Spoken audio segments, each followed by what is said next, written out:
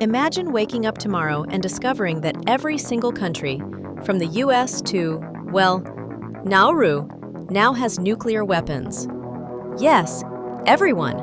The big powers, the small powers, the superpowers, and the "please don't invade me, I'm just a dot on the map" powers. Welcome back to the channel that answers questions nobody asked, but everybody secretly wants to know. Today we're diving into, what if the whole world had nuclear weapons?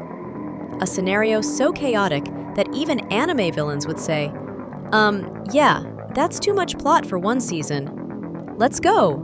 First, quick context. Right now, only 9 countries officially have nukes. The rest? They signed treaties saying something like,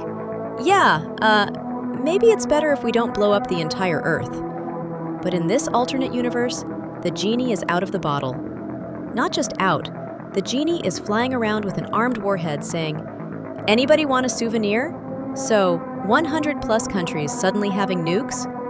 Congratulations, humanity has unlocked the hard mode DLC. Let's start with global power dynamics. Right now, superpowers like the US, China, and Russia enjoy something called nuclear privilege. They get to act like the big seniors in the school hallway, and the rest of us are the juniors trying not to get shoved into a locker. But if every country has nukes, the whole system flips. Suddenly, Luxembourg can threaten Germany, Fiji can tell Australia to back off, and Maldives can sit at the UN and say, "I want more funding, or else." Nuclear deterrence stops being a luxury. It becomes a basic requirement, like Wi-Fi. If your country doesn't have nukes, you can't join the conversation. The global hierarchy? Flattened. Nobody's a superpower anymore, just a bunch of extremely nervous powers.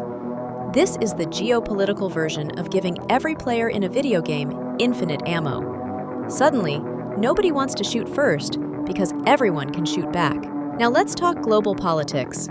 Right now, countries negotiate based on economic weight, military power, alliances, and diplomatic finesse.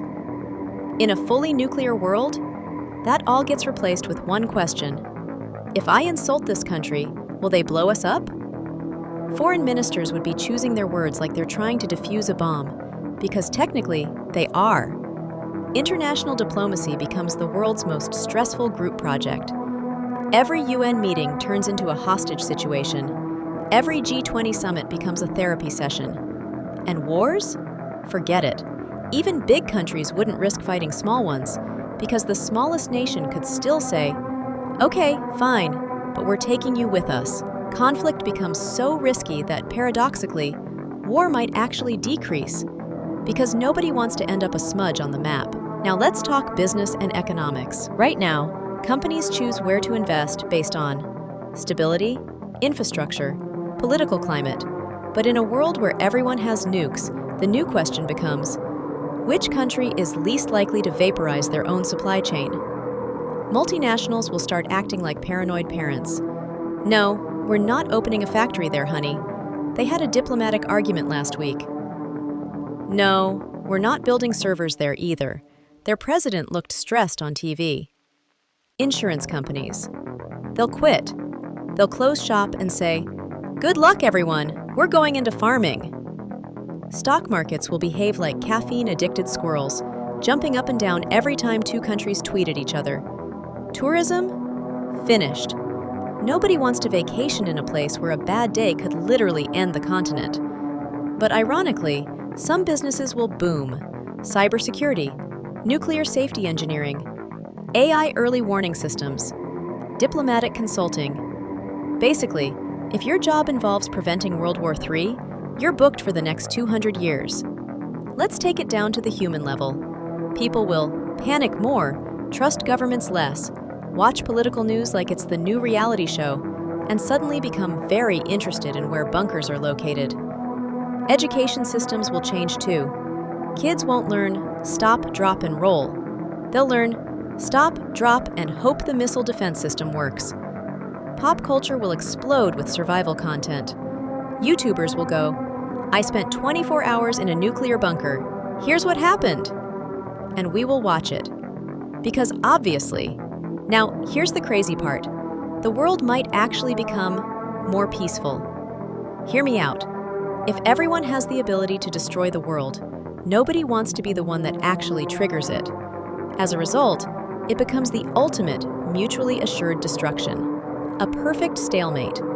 Countries will be forced to talk more, compromise more, use diplomacy, avoid conflict, because every fight risks becoming the last fight. So ironically, equal destruction power might create equal respect. Humanity becomes a very tense but very polite neighborhood. So, what if every country had nuclear weapons? We get less hierarchy, fewer wars, more panic, terrified diplomats, volatile markets, paranoid politicians, and a global society held together by fear, anxiety, and coffee.